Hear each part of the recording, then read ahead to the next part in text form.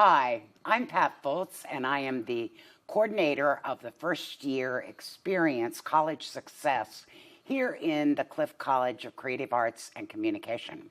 And today I am with Dr. Adam Earnheardt, the chair of the Department of Communication. Good morning. Oh, good morning. Happy to be here. Thanks. Thank you. So tell me a little about yourself and how you arrived here at YSU. Boy, well, a little bit about myself, okay. So, I'm a communicator. So you say, tell me a little bit about yourself. I can go on and on forever. The story about how we ended up at YSU, and I should tell you that my wife, who is the director of the Anderson program in journalism, is really kind of interesting because Mary Beth and I were working on our PhDs at Kent State University, so we were driving from Clarion, Pennsylvania to Kent State for 4 years and driving right past Youngstown, the Youngstown exit on Interstate 80 for so many years. Did you feel a pull? We did, because we would actually, what ended up happening was that was like our stop. Like our stop was we got off the Belmont exit on 80 and we had, dinner dinner at Antone's, and if it was a big celebration dinner, we went to the Youngstown Crab Company. There you go. Because, you got to do the Youngstown Crab Company. But so that was it. But really what kind of sold us on Youngstown was we knew we were going to have kids, and we wanted to raise our kids in an urban environment, and to celebrate the diversity of our American culture, but to also expose them to a lot of different opportunities, and that's to us, that's what Youngstown offered. I met Dan O'Neill, who, for those of you that don't know, Dan is he's been teaching in higher ed for 50 years now. He's been at YSU for a long time. But Dan and I met at a conference, and he introduced me to this job opening for someone to come in and help create the computer-mediated communication program. Well, this was before social media even launched, right? Mm-hmm. And so we hit it off. I came out and interviewed, got the job. I was so excited, and then a year later, Mary Beth was hired. So that's kind of how we ended up in a nutshell. Ended up out here. That's very Very fun. We love it here. Yeah, that's very fun. You are the largest department within the college. Yes. So kind of take me on a little tour of all the different things you can do in communication. Yeah, so it's really interesting too, because whenever you call us the largest department in this college, for students that come through, if you're a student in creative arts and communication in the Cliff College, when you come through this college, when you walk through Bliss Hall, we're like a really small footprint, right? So if you look at how big we are, we're kind of spread out all over campus. A lot of our space-wise is over in Michelle Hall, and then we have the studio here. But then our offices really represent a very small footprint in this building. But yeah, we're the largest in terms of total number of majors and minors, students that are in our majors and minors. And we have 3 programs or 3 areas: communication studies, journalism, and telecommunication studies. And even within those 3 areas, there are ways you can kind of break out into different tracks. Each one has different tracks, different numbers of tracks. So in communication studies, for example, we have tracks in like persuasion and argumentation, interpersonal communication and organizational communication, social media, that's the hot one that's the hot track for comm studies. And then also a media track, which is more like public relations. In journalism, there's the straight journalism studies track, but now there's also a digital and broadcast media track, right? So people that want to do like broadcast news and things like that. Then in telecommunication studies, we have the traditional media studies track, but the hot one that's been really growing over the last couple of years is sports broadcasting, and we're really excited about that program. We're seeing a lot of growth, not just in terms of number of students, but also in space. We're adding a whole wing or multimedia center onto the stadium, onto the east side of the stadium, which is actually that groundbreaking is starting pretty soon. So yeah, so it's a big department, maybe not in terms of space in this building, but definitely space across campus, and then also in number of students. When you talk to business leaders, organizational leaders across the United States, across the world, really. Yeah. The number one skill that they're asking people to have when they come to them are communication skills. Yeah, yeah. So what does that say to the comm major coming in today about the importance of a major in communication? Yeah, not even just comm majors, all majors. Absolutely. So, I mean, this is true. I don't care if you're a major in this college, in the Cliff College, or anywhere across the YSU landscape, a major landscape. What we do in communication touches every department, every major on campus. And that's because we know the data has been abundantly clear for the last 40 or 50 years. Employers, one of the number one skills that they're seeking are communication skills. Now, look, we can look at communication skills from a bunch of different perspectives. We can look at them from like this, like this one-on-one interpersonal communication. We could look at public speaking skills, writing skills, obviously. I mean, it's why we want you to take Writing 1 and Writing 2 at YSU. But then it goes a little bit deeper than that. I think we're also looking for people that, employers are also looking for people that have good team building skills, group communication skills, leadership skills, and then even be able to deal with conflict and negotiation. And those are all things that we teach in communication studies. And so, yeah, that's tends to be one of the reasons why, and some people don't like me to say this, but I'm going to say it anyway, we tend to be a second major in communication studies. Absolutely. And what I mean by that is you come to YSU and you're like, I'm in this XYZ major and it's really not working out for me. You know, communication's kind of related to what I want to do. I think I'm going to go there. And so we get a lot of people who come to us as second, third majors because they realize that what we do here is directly applicable to so many different industries. I have seen that when I worked upstairs in the advising office for this college. I've certainly seen that connection with the Williamson school, the business. Oh, yeah. That they get a minor in either something in business, in marketing or something.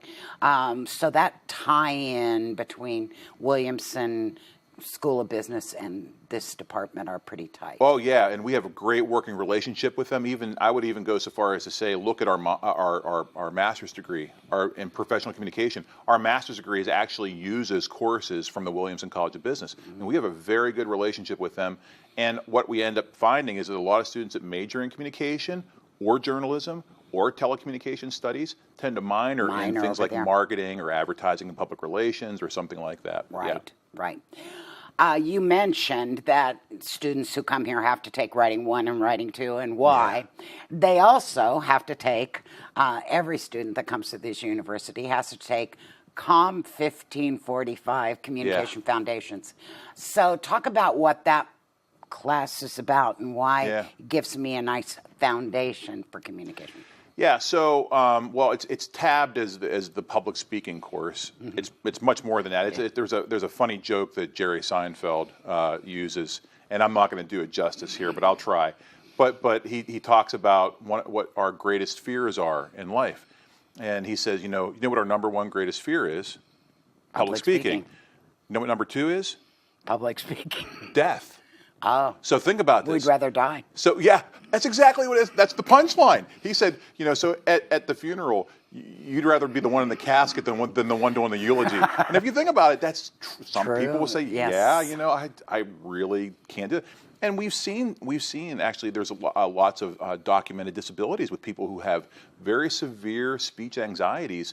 And it's not that they can't speak. It's just whenever they get in front of a crowd, they don't know what to do. Exactly. Well, to some extent, we all have that. I mean, it's not documented for some of us, but we all have that. I still get butterflies when I get up in front of a class for the first time. Sure. If we don't feel that, I wonder if there's something wrong with me, right? So what we do in that class is we try to come up with strategies for you to use to kind of overcome those feelings of fear.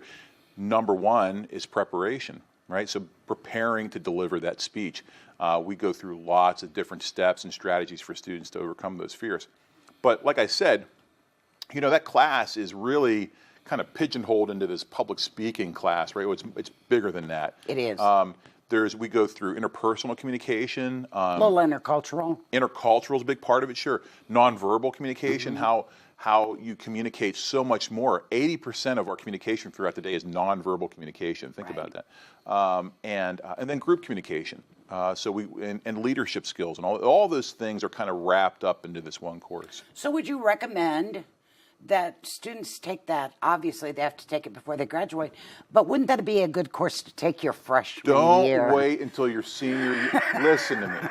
Don't wait until your senior year to take communication foundations. I know there's so many students that do. They do. And you know, those tend to be the students who are have panicked. Yes.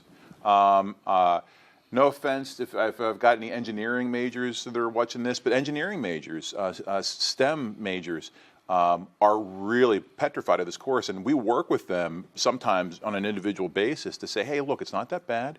Here's what you need to do. Think of it like a math problem, right? Think of it like a science. It's a formula. Yeah, a formula where you're following it step by step, and here's how you put it together. And when they think about it that way, then it makes sense. It's much better for them. She has her list of questions here, I do. too, by the way. Look at that. When I'm not a comm major until my sophomore year. Oh, yeah. So explain that to me. Well, it's a little bit, so each major in our department is a little bit different. So comm studies, you're a major when you come in. You're comm studies right away. 2.0 GPA and higher, you're in. Same with journalism. Telecommunication studies is a little bit different. You come in pre-telecom, and after you've earned so many credits and you at a certain GPA, then you can slide into one of the tracks in telecommunication studies. Is that usually your sophomore year that you're sliding in? Yeah, because by then you have the basic TCOM foundations. 1500, 1580, 1581. You have those done, and then you slide in, yeah. Thank you. Yeah. I'm a brand new freshman. Scary thing, this college experience. What should I, as a comm major or as any major, as a freshman, what shouldn't I miss? Yeah. What should I do my freshman year to get on the right foot? Well, I mean, I just met with a bunch. It was the whole Ignite and orientation, and I said, one of the very first things you got to do is look for whatever you're passionate about and get involved. So if you're in our department, that might mean being involved with the newspaper, the radio station, Penguin Rundown, which is what we do here in the studio, being involved with some production. And it doesn't even have to be in this college. It doesn't have to be in this department. You might be involved with something somewhere on campus. But whatever it is, whatever you're passionate about, get involved, because that first semester freshman year tends to set the course for whatever you're going to do the rest of your 4 years, right? Now, it's not to say that you might come in and you might try something and say, ugh, I really don't, I thought that I liked that, but I don't like that. I think I'm going to go a different direction. Yeah. Now is the time to test that stuff. Now is the time to try it out, because it's like we say about changing majors too. You've got a year or two to try stuff out before you kind of create penalties for yourself by changing your major. If you're changing your major in your senior year, it's too late. Well, that's the same with trying out some organization or trying to get involved with something. If you're doing that your senior year, that's great, but really you should start that much earlier. Sure. So that's one thing. The other thing I say is, talk to people like you and me. We're available. We're around.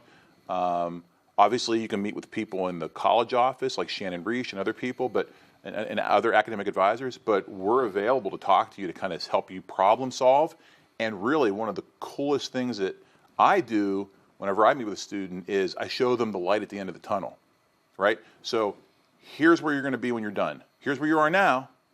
Here's where you're going to be when you're done. When they see on their little, I call it a flight plan, which is kind of ridiculous because, penguins are flightless birds, but I call it a flight plan anyway. My flight plan is, by 2022, 2023, this is where you're going to be. Mm-hmm. And when they see that, they're like, oh, wow, okay, that makes sense. I'd like to see it. So I say make sure you're talking to people about where you're going and what that light at the end of the tunnel really looks like. Sometimes students don't think they can go to the chair of the department and talk Yeah. to them. So that's great. That's great. What else? I even have evening office hours this semester for students.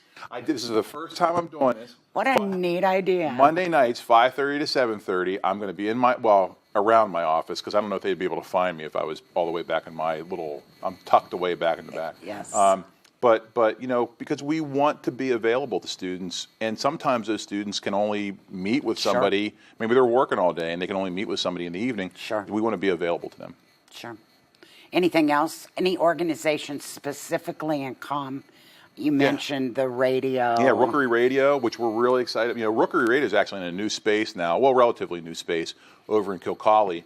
High visibility. You can go on there and do a show for a couple hours, and just what I love about college radio, and because I was involved with college radio as a student, and what I always loved about college radio was that you can try out anything. You can if you've got this really weird, eclectic taste in music, you can try, maybe you're playing Beastie Boys in one song and Willie Nelson's the next song and Kanye West is the next song. I mean, I love to hear the creativity and the inventiveness of some of these DJs over there.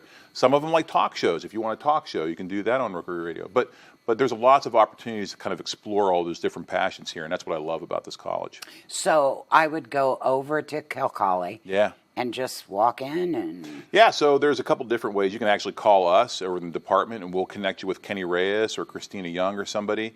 That would be one way. We actually have students who showed up for that first Ignite session, and they kind of introduced themselves. And so Morgan Petronelli from the Jam Bar was there, and we had people from the Film Club and people from Penguin Rundown.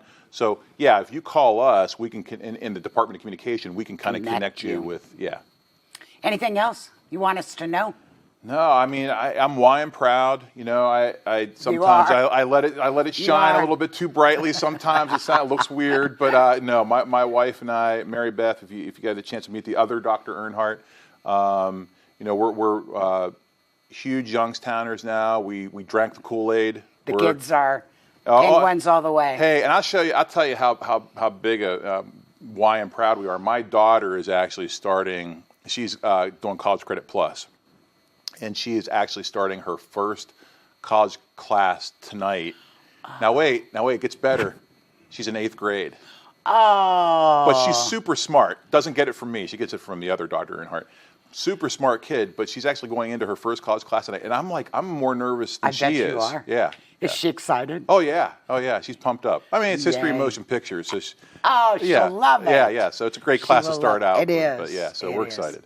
Terrific. Thank you for talking with me. Yeah, thank you. Thank you too. Thank you, Dr. Adam Earnheardt, the chair of the Department of Communication.